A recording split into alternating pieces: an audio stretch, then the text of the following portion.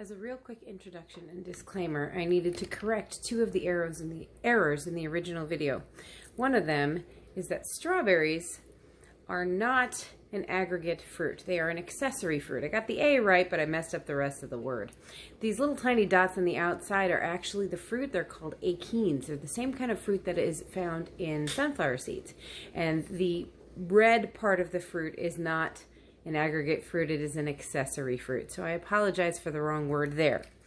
Also, I said that cone-bearing plants, which are called gymnosperms, produce pollen and seeds and flowers, and that's totally not true. They don't produce flowers, they produce cones. That's why they're gymnosperms. They do produce pollen and they do have seeds, but they don't make flowers. Otherwise, enjoy the rest of the video. Thanks. Hello, we are here to do a fruit, seed, pollen lesson, lab, all kinds of fun things. This is your science lesson for this week. And we have a whole bunch of things to demonstrate, so we're going to just go ahead and jump right in. The first thing you need to know is the structure of an actual flower. I do have some printouts for you so that you can print them out and go along. We have a lot of different parts to a flower. And you see a lot of different flowers here. You can go ahead and come closer, please. You notice with some of these flowers, you can see really obvious, pretty petals. This one has 5 petals. These little bitty things around this that produce pollen are called stamens, and this one dark red in the middle is the pistil. Stigma, style, and ovary all make up the pistil. We'll get to those parts in a second. Something like this, the petals are not necessarily as obvious. There are petals. They are very, very tiny, and you can actually see little tiny anthers in there that are producing pollen. This happens to be goldenrod, which I'm allergic to, which produces a ton of pollen. This is from a maple tree, and you can see it's got little stamens in there that are producing maple seeds. This one has already gotten almost past the flower stage and has started to produce seeds. You see those little winged maple seeds are starting to grow, but in the center you see those little tiny anthers. Those anthers are going to be present in almost everything that we see that is a flower. We're going to go ahead and cut open one of these really big ones and take a look at what we see. Flower dissection at its finest. All right, so when we open this up, we see these dark purple things are producing pollen. This thing at the top is the stigma, and that's where pollen is received. Style is the vertical part of that. And then way down in here is where the ovaries are, which are what become seeds when they're pollinated. This is not cutting very well.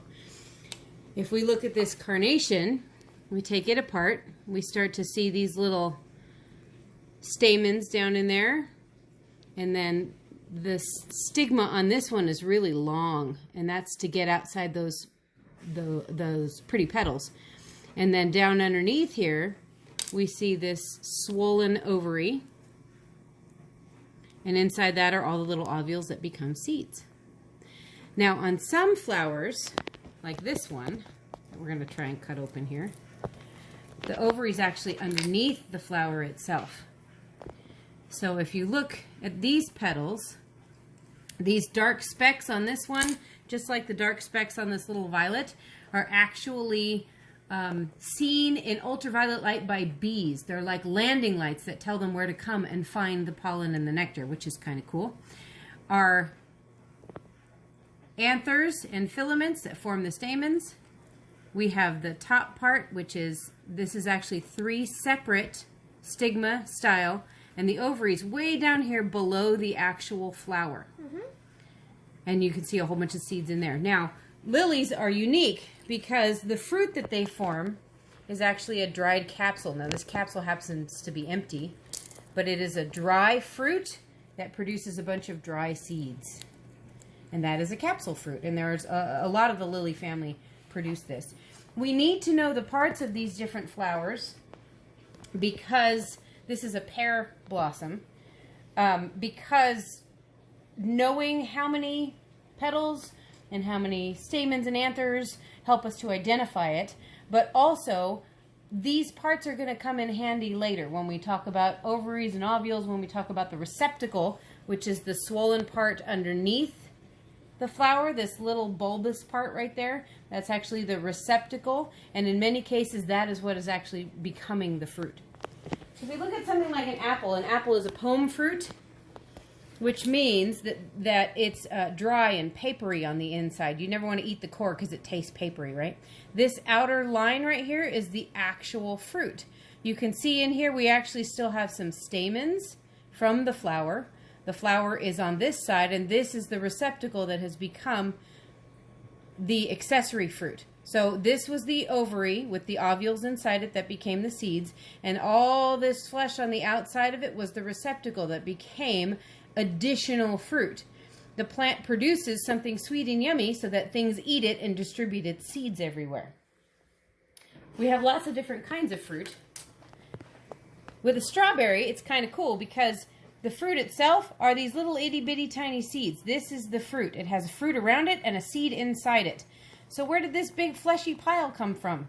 It came from the receptacles of the flowers that all joined together to make a big accessory fruit. Something like this is a raspberry. It's called a multiple fruit. So this is one flower that had a whole bunch of different ovaries. And all those individual ovaries have individual ovules. There's a seed in every tiny one. So that's one of the reasons that raspberries have so many seeds in them. Something like a pineapple, all those little individual parts on the outside of a pineapple came from a totally separate flower. So that is not a multiple fruit, it's an aggregate fruit, where all of the flowers came together and formed one giant pineapple, where SpongeBob lives, right? Yeah. Okay. All right. So, parts of flower, different kinds of fruit. Now, this special fruit, what's this one called? An orange. Well, yes, but shoot, it's a Hesperidium, I think is what it's called. And each of these individual sections were sections in the ovary, and each one of these would have 1, 2, or 3 ovules in it that would produce seeds, which is why you see seeds in individual sections. The cool thing about oranges and what makes Hesperidiums unique is that if we take sort of the papery outside off of this section, if we can do it really carefully, you'll see that there's all these little individual little bubbles. And people like to pull these apart. Let me see if I can do it without smushing it. I don't know if I can. But all these itty-bitty little sacs of fluid were actually hairs that were inside of the ovary of the plant. I don't know if you can see how well you can see those, but I know you've taken apart an orange. Every single one of these, it was a hair inside an ovary, and it swelled with sweet juice to make it more attractive so that things would eat this and distribute the seeds of the plant. I'm going to eat this. Probably yummy. Now, another type of fruit that we have, we talked about, yeah, she wants to eat the strawberry. I want to eat the strawberry. Now, what kind of fruit is it? It's an aggregate fruit. Yes. Okay. Are you going to distribute the seeds? No. All right. So we talked about pomes, which are apples. We talked about capsules, which are lilies. We have to talk about berries, right? Because when you think strawberries, you think berries. Well, really, a tomato is a berry. It's a single flower that produces a single fruit that is fleshy, that has a bunch of seeds inside of it. Blueberries are just about the only berry that is actually a berry, because we talked about blackberries and raspberries being multiple fruits and strawberries being aggregate fruits. A tomato is actually a true berry. Cucumbers are berries. Bananas are berries. Technically, a lot of vegetables are berries. But cucumbers and melons are a special kind of berry called a pepo, which means it's got a rind on the outside of it. And they tend to not be sweet, and their seeds are built a little bit differently. Okay. So my peepo can talk to your peepo. Ha ha ha ha. The next thing we need to talk about is drupe fruits. And everybody knows what this is. This is a nectarine. And nectarines have pits. They're really hard. Cherries have pits, things like that. Technically, this is a drupe. This is a hard seed at the center of a fleshy outer cone. Walnuts are the same way. Pecans are the same way. Pistachios are the same way. A lot of the nuts that we know of as nuts aren't true nuts because they don't produce a hard fruit. Those are things like chestnuts and acorns. Those are true nuts. This is a drupe, just like your nectarine. When we take a nectarine out and you find a pit, you tend to think of this as being the seed, but actually this is the exocarp of the seed, and the seed itself is inside of there, and it looks a lot like an almond. Some of these actually contain toxins, so we don't recommend that you eat them as nuts. But this hard, stony fruit on the inside of this is actually the part of the fruit, is what classifies this as a drupe fruit. That's the kind of fruit that it is. We also have caryopsis, which are grains, so your popcorn kernels are caryopsis. It is a hard fruit that encapsulates a seed. I have this really cool little demonstration, or a little example, I guess I should say. We'll clear this off a little bit. This, I'm sure you recognize, is a maple seed. And the seed coat split. There's actually the seed itself. And the seed coat has split. And these two primary leaves, oh, there's the seed coat, sorry. The two primary leaves that come out of this are called cotyledons. They're big, fat leaves. And if you ever plant like watermelon seeds or zucchini seeds, you'll see these two big, fat leaves coming out of there. These are like an egg yolk for a chicken. They contain a lot of fat and a lot of fuel in order to grow the plant, which is why nuts and seeds have so many calories in them, because those calories are what fuel growth. And then we have the roots coming down, a great big taproot, and then we have the leaves on top. This is going to be a little baby maple tree. These cotyledons will stay there until you produce secondary leaves. So a second set of leaves at the top, and then these will shrivel up and their job is done, which is really cool. But this is actually a maple flower that produces these cool little maple seeds, which is kind of neat.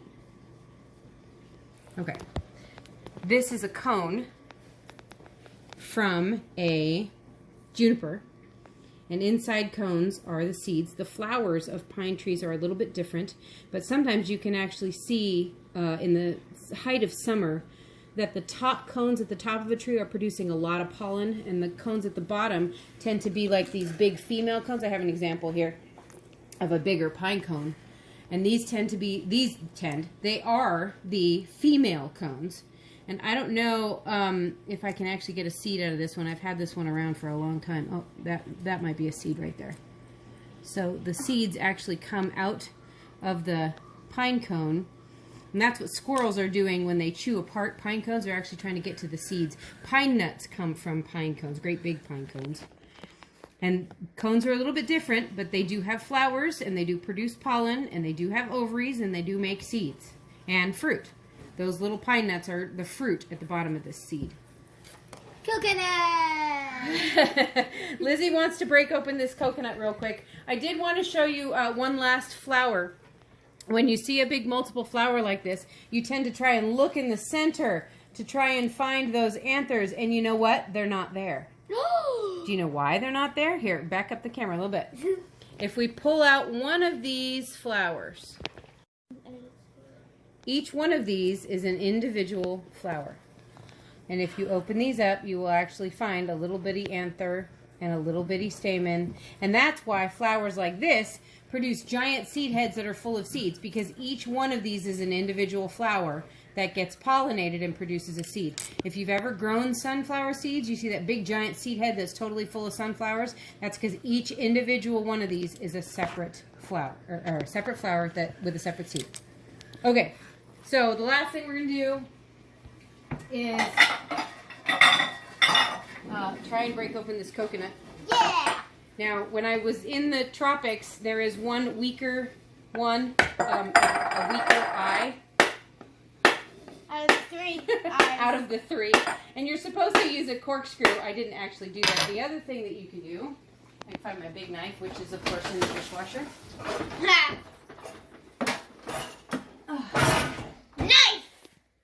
You actually whack it with the back of the knife, and you rotate it. Oh, you hear it sounding more and more hollow? There it goes. It's dripping. It's dripping. There's the drippies. Ooh, it's splattering all over me. it goes. And there we go. We cracked your coconut open. Yay. And again, this is the hard seed at the center of a drupe fruit. And coconut fat contains a lot of calories because these are going to fuel the cotyledon growth of a new coconut tree. Thank you for watching. Take apart your flowers and your fruit and use the worksheets to try and figure out what kinds of flowers and fruits they are. Enjoy. Are you eating? Yummy. ASMR. Now, I don't know how to